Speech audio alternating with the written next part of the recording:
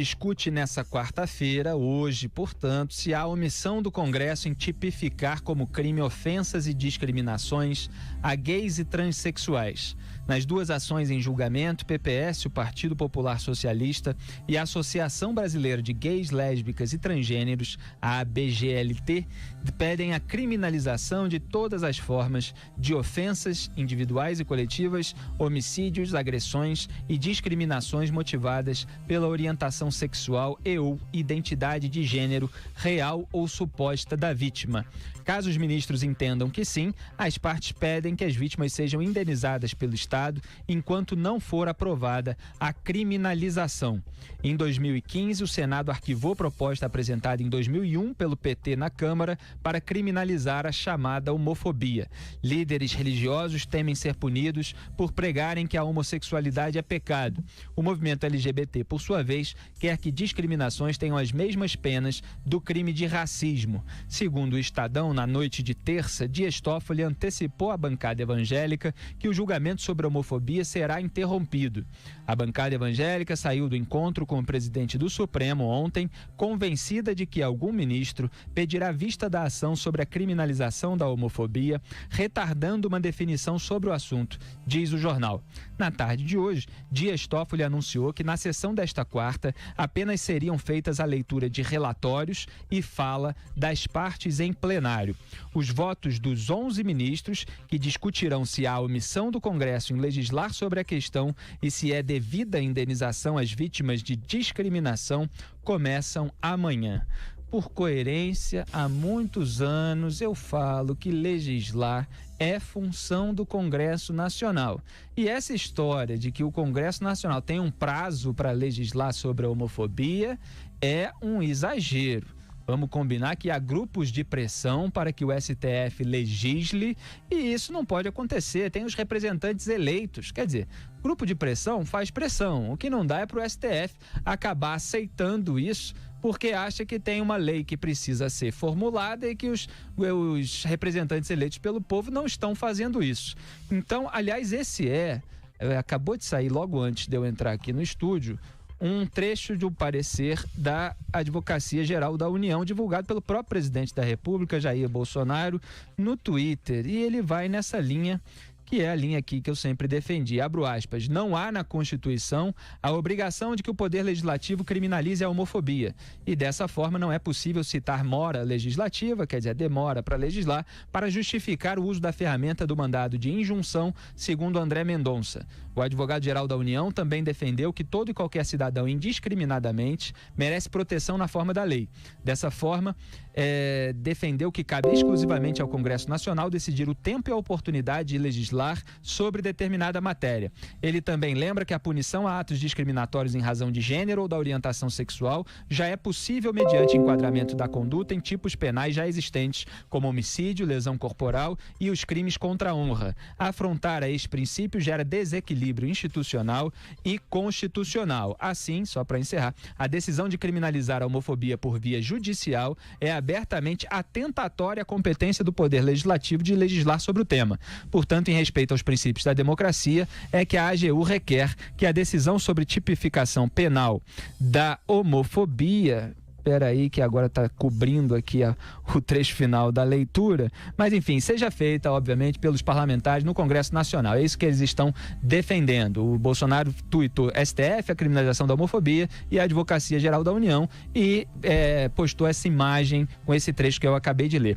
Caio Coppola vai entrar nos detalhes aqui da lei, depois eu quero falar da questão semântica aí da palavra. Diga lá, Caio. Bom, nós somos grandes críticos aí do ativismo judicial e da politização do judiciário, como você bem descreveu, e faz todo sentido a gente sempre reiterar que não existe prazo para o legislativo, né? Contudo, eu queria fazer uma observação sobre o mérito da questão, claro, né? Não me ater à tecnicalidade. Então, que é algo só para registrar, que deveria ser discutido pelos parlamentares. E aí vamos entrar nesse mérito aí. Sim. Que vai muito bem nessa linha. Porque o que está sendo discutido nessas ações é a omissão do Congresso em lidar, em tratar, em debater do assunto. Exato. Aqui a última coisa que a gente tem é medo do debate, né, Felipe? Claro. E se a gente analisa de forma imparcial a questão, o legislativo tem sido omisso nesse ponto? A resposta é sim. Porque todas as formas mais comuns de preconceito e discriminação já são contempladas nos tipos penais. Para informar essa minha tese, a gente pode recorrer à lei do crime racial, então a lei 7.716 de 89, né? Então, o tipo penal do racismo, ele é descrito no artigo 20 dessa lei. Praticar, induzir ou incitar a discriminação ou preconceito de raça, cor, etnia, religião ou procedência nacional. Lembrando que essa é uma redação atualizada em 97. Tem uma pena de 1 a 3 anos e tem um agravante, inclusive, que a pena passa para 2 a 5 anos se o crime for cometido por intermédio dos meios de comunicação social ou publicação de qualquer natureza. Portanto, muito cuidado aí em redes sociais com o tipo de mensagem que você está veiculando. Quando a gente vai para o Código Penal, aí a gente tem uma outra figura, que é da injúria racial, que está no artigo 140 desse códex. É o seguinte: injuriar alguém ofendendo-lhe a dignidade ou o decoro. E no parágrafo 3º, se a injúria consiste na utilização de elementos referentes à raça, cor, etnia, religião, origem ou à condição de pessoa idosa ou portadora de deficiência, pena, reclusão de 1 a 3 anos e multa. O que é interessante aqui? Essa redação, Felipe, ela foi atualizada em 2003. E aí você vê já 2 tipos novos de preconceito e discriminação inseridos aqui, que é a pessoa idosa ou portadora de deficiência. Pessoal, a gente sempre fala que contra fatos não há argumentos. Existe sim homofobia na nossa sociedade. E aqui, quando a gente fala em homofobia, né, Felipe, a gente fala do preconceito e da discriminação externalizados. O que as pessoas pensam no seu foro íntimo, isso diz respeito a elas e elas exclusivamente. E não é um crime. Exatamente. Agora, isso não se trata do juízo de foro íntimo, mas sim da manifestação desse sentimento, né, como uma ação que causa dano a outrem. É disso que a gente está falando aqui. E sexualidade, pessoal, vamos combinar que é uma questão de liberdade individual. Portanto, a homofobia ativa, né, como a gente falou aqui, ela é sim violação de direito fundamental. Inclusive, vou usar um argumento do advogado-geral da União, o doutor André Luiz de Almeida Mendonça, que é contrário a essas ações. Ele diz o seguinte: ainda que, em tese, a criminalização possa ser considerada legítima, segundo os parâmetros constitucionais, ela não é obrigatória. Portanto, trata-se sim de matéria constitucional e, de fato, no mérito, o Congresso tem sido omisso em lidar com a questão. Quer dizer, a lei de racismo, Caio Coppola, que você citou, essa que é de 1989, está sendo abordada por esses grupos que estão pressionando o STF para incluir a questão da orientação sexual. Então, o que você está defendendo é que, assim como eles falam na lei em discriminação ou preconceito de raça, cor, etnia, religião, se inclua aí orientação sexual também. Sim. O problema é que até aí tudo bem, né? Porque já tem racismo, já tem esses outros tipos de preconceito. É porque a palavra homofobia um conceito tremendamente elástico que, se não for muito bem definido, pode acabar criminalizando condutas que são, muitas vezes, automáticas. De estádio de futebol, por exemplo, né? Um estádio de futebol, ou piadinha. O próprio Lula, Zé Maria Trindade, quantas vezes a gente lembrou aqui no programa? Falou aquilo sobre a população lá de Pelotas, né, no Rio Grande do Sul, que é polo exportador de viado. Então, isso, evidentemente, na boca de um direitista, de alguém que não é da patota de esquerda, o pessoal da militância diz que é homofobia. E não é. Eu aqui não vou dizer que é porque o Lula disse, não sou um cínico como muitos militantes são. Não é uma piadinha, você pode gostar ou não gostar, você pode achar de bom gosto, de mau gosto, você pode achar legal uma piada politicamente incorreta, você pode não achar, mas ela não é crime. Então é preciso definir muito bem esse conceito, porque senão ele é usado desde uma piadinha até o assassinato em razão da pessoa ser gay ou ser LGBT, para usar a expressão corrente. São duas coisas completamente diferentes e é bom lembrar, depois eu falo mais a respeito disso, porque fiz um comentário durante a corrida eleitoral, que muitas vezes é difícil de provar se um assassinato de uma pessoa que é gay foi cometido em razão de ela ser gay, num país em que são assassinadas 64 mil pessoas, que são hétero, magro, gordo, etc. E você muitas vezes não sabe qual foi o componente exato, o elemento motivador daquele homicídio, porque a maioria deles não é solucionada. E Caio, falando aqui... Pelotas é a cidade polo, né? Claro. exportadora de viado. 320 mil habitantes. Eu até cobri um pouquinho da frase inicial, mas era o Lula, naquele trecho que eu mencionei anteriormente, fazendo a piada sobre Pelotas, que é polo exportador de viado. Outro dia eu lembrei aqui no programa que o José Dirceu, num documentário do João Moreira Salles, tem um momento numa salinha em que o Lula está presente e ele logo sai da sala quando percebe que está sendo filmado. E ele se incomoda com a presença da equipe de produção, da câmera. Ele pergunta quem é que está por trás daquele filme e ele se mostra muito preocupado e diz que o vídeo de Pelotas deu muito trabalho para ele. E eu acho que ele estava fazendo justamente uma referência a essa piada do Lula que vazou, né? E obviamente gerou um desgaste político para o petista.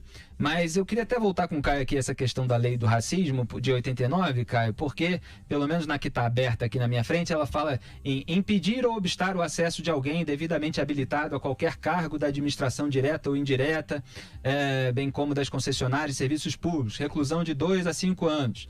Quer dizer, são coisas que você não pode fazer por discriminação de raça, no caso. Quer dizer, você mandar embora alguém porque a pessoa tem determinada cor, você impedir que ela ascenda profissionalmente numa empresa em razão disso. Todos esses casos, se a gente for notar bem, são muito difíceis de ser provados, né? E é outra preocupação que o legislador tem de ter, e é daí a importância de haver um grande debate no Congresso Nacional sobre esses casos, porque assim como héteros podem ser demitidos, gays também podem ser demitidos. E aí você não pode também dar margem para que uma pessoa demitida em razão de uma suposta incompetência, porque, obviamente, há gays competentes, há gays incompetentes, há pessoas competentes para uma função, incompetentes para outras, etc. É assim com todo mundo, independentemente da orientação sexual. Então você tem que tomar cuidado para não dar margem que uma pessoa demitida vai dizer que foi demitida porque foi gay, sem que isso tenha acontecido de fato. Da mesma forma, existe um problema em relação aos dados de homicídio. Eu fiz um vídeo na época da corrida eleitoral, foi uma repercussão enorme, porque na sabatina com Jair Bolsonaro, no Jornal Nacional, foi citado um dado de que um gay é assassinado a cada 19 horas no Brasil por causa de homofobia. Eu mostrei que é impossível se chegar à conclusão desse dado. Então, a pressão por leis que criminalizem a homofobia faz muitas vezes com que sejam ventilados dados distorcidos ou mentirosos. Então, mostrei lá em detalhes, vocês podem encontrar esse vídeo, o nome JN deveria se corrigir sobre dado apresentado em sabatina de Bolsonaro. Não tem prova policial disso. Esse dado foi divulgado pelo Grupo Gay da Bahia. Enfim, eu faço toda uma análise numérica que não dá para repetir aqui, mas é sempre bom lembrar que só 6% dos homicídios no Brasil são solucionados. Eu já vi uma série de entrevistas com policiais sobre assassinatos de pessoas que são noticiadas como gays, em que eles dizem, olha, foi impossível de provar isso nesse caso, não chegamos a conclusão nenhuma sobre o motivo do assassinato ter sido esse, cara. Você sabe que você tocou num ponto muito sensível, né? A legislação antirracismo, ela peca sim pela falta de objetividade. Exatamente. Os artigos que você citou, eles ainda trazem condutas muito bem tipificadas. Então, impedir, obstar e por aí vai. Agora, o artigo que eu li há pouco, né, sobre que é o crime de racismo, aliás, até por isso é muito difícil de enquadrar qualquer conduta nele, ele fala em praticar, induzir ou incitar a discriminação. Né? Então, essa interpretação genérica é inclusive utilizada como mecanismo de lawfare, né? Então, do uso da ação judicial para finalidade política. E a gente tem um exemplo muito recente que foi aquele episódio das arrobas quilombolas do Jair Bolsonaro. Vamos pegar a frase, né, do agora presidente, então deputado federal. Ele diz o seguinte: eu fui num quilombo, o mais leve lá pesava 7 arrobas, não fazem nada. Isso foi interpretado por quem moveu a ação como uma apologia ao racismo. Né? Então você vê a margem, né, o tamanho do espectro que isso comporta. E para nossa surpresa, essa denúncia ela não foi rejeitada por unanimidade. Pelo contrário, foi na primeira turma do STF por 3-2, voto de desempate do ministro Alexandre de Moraes. O que ele diz aqui? Isso, então, seguiu-se o arquivamento da denúncia. Eles entenderam que as declarações eram, abre aspas, grosseiras e vulgares e desconectadas da realidade, mas não teria extrapolado um verdadeiro discurso de ódio, de incitação ao ao racismo ou à xenofobia.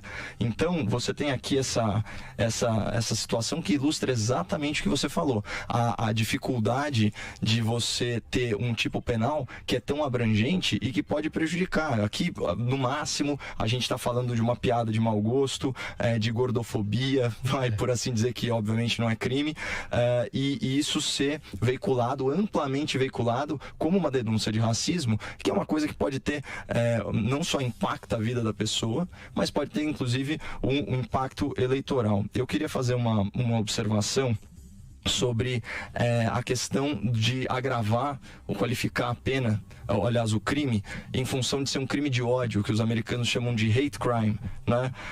Muita gente se opõe a isso porque pensa que esse conceito ele tá vinculado ao valor da vida humana. Ocorre que o valor da vida humana ele é infinito, ele é inestimável, certo? Quando a gente trata da conduta do agente agressor, a gente está focando a punição em razão do comportamento dele. É por isso que mesmo no homicídio você tem as qualificadoras e as agravantes. Então, por exemplo, motivo fútil, sem chance de defesa da vítima, todos esses fatores eles vão ajudar o juiz, o júri, enfim, a determinar o tamanho, a extensão da pena. Então, o que acontece? E nesse caso, né, cara, não sei se eu estou antecipando sua conclusão, mas a gente está falando também em agravante em determinados casos. Quando você fala em lesão corporal, em assassinato, que seja também por motivo de discriminação, por orientação sexual, isso conta como um agravante e a pena pode ser maior. É a mesma lógica, pessoal, do feminicídio que é tão criticado, por falando assim, a vida da mulher vale mais. Não vale, o valor é infinito e inestimável, mas o ponto é, graduar a punição em razão do comportamento do agressor faz total sentido. Vamos parar para pensar objetivamente. Uma coisa é você ter um homicida, outra coisa é você ter um homicida que odeia mulheres, uma coisa é você ter um homicida que odeia toda uma etnia. É uma coisa meio louca, o estudo da maldade, parece, né? É difícil objetivar isso, mas é óbvio que tem algumas coisas que tornam o comportamento ainda mais vil. Então, nesse sentido, cabe essa crítica que as qualificadoras, as agravantes, elas fazem sentido sim, inclusive no caso de homofobia, feminicídio e por aí vai. Zé Maria, então, só para a gente separar as coisas, tem a nossa absoluta rejeição em relação à discriminação, ao preconceito, tudo isso que é abominável. Agora, existe uma outra questão que as pessoas precisam saber para não embarcar em tudo que é proposto por grupos de pressão, que é a redação da lei. Então é preciso ficar muito ligado na redação da lei para que ela não crie também um grupo que não pode, por exemplo, ser demitido, né? Para usar o exemplo que eu citei anteriormente. Então tem muita jabuticaba nisso, e a gente sempre comenta aqui no programa as jabuticabas que são inseridas nos textos, né, Zé? Então, só para deixar claro, ninguém aqui está dizendo que não existe crime violento contra gay por ser gay, que não existe discriminação, que não existe preconceito. Simplesmente o fato de haver isso que esse pessoal chama de homofobia, que é um conceito elástico, né, não significa que todos os casos de homicídio, por exemplo, tenham sido causados por essa homofobia. Então é uma questão de quantificar, na verdade, o número de crimes, e aí a gente fez aqui bastante nuances, bastante distinção de nuances para vocês ficarem com o quadro completo. A gente volta